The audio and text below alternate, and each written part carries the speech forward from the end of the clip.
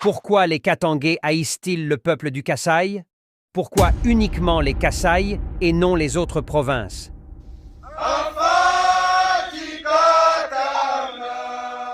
Voici la vérité déguisée par le peuple du Kasaï qui voudrait à tout prix demeurer innocent éternel à la face du monde. Voici l'histoire de deux tribus que les presses n'osent pas vous raconter en français facile. L'histoire remonte à partir du 11 juillet 1960, date qui marque la sécession du Katanga. 5 ans après, Mobutu prend le pouvoir. Ici, il approche Étienne Tshisekedi, son vieux rival politique, et fait de lui un homme fort. Les deux s'entendaient et coopéraient très bien. Ensemble, ils ont commis tous les crimes possibles au Zaïre, surtout au Grand Katanga. Des arrestations massives, des emprisonnements injustes, des assassinats en série des leaders katangais, comme c'est le cas de Kimba Evariste, des tueries génocidaires des papas et des mamans katangais, les enterrant dans des fosses communes pensant que ces derniers veulent toujours leur indépendance. La sécession de Moïse Tshombe dérangeait Mobutu. Il cherchait des voies et moyens pour y mettre fin. Du coup, il a mis en place le terrorisme qui protégerait son règne pratiquant la règle d'or, diviser pour mieux régner.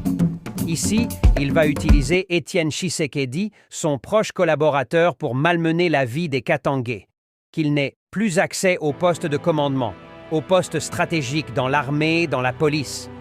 À cette époque, si tu es Katangais, compétent ou génie, tu n'auras jamais du travail dans les services clés du gouvernement.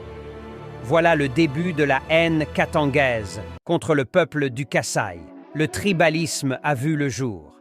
Étienne Tshisekedi offre les services cadastraux à ses frères du Kasaï, la Gécamine, la SNCZ, la SNEL en bref.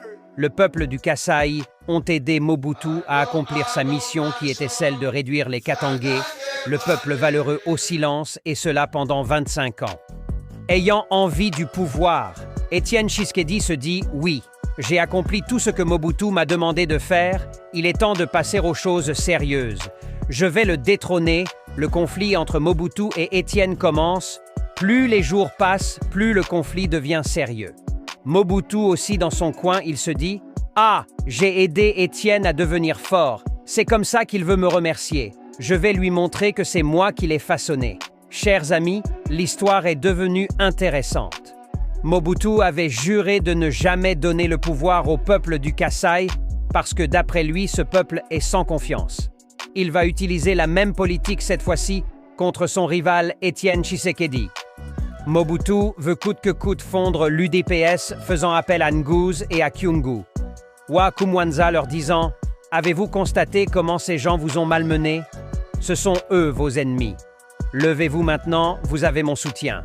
Refoulez tous le peuple du Kasaï et regagnez tous ceux qui le vous ont ravi. Il faut qu'ils rentrent chez eux, ce sont des mauvais. » Automatiquement, Kyungu devient comme sauveur et Babawa Katanga. L'autorité suprême de ce pays tranche ce conflit. C'est-à-dire Kasaï en avant, marche. Le refoulement a vu le jour sous la vibration de haine et de méchanceté qui abritait le cœur des Katangais mouillés de revanche. Il y a eu des morts, des frappes, des tortures et des pleurs. Voilà en bref la petite histoire entre Katangais et le peuple du Kasaï.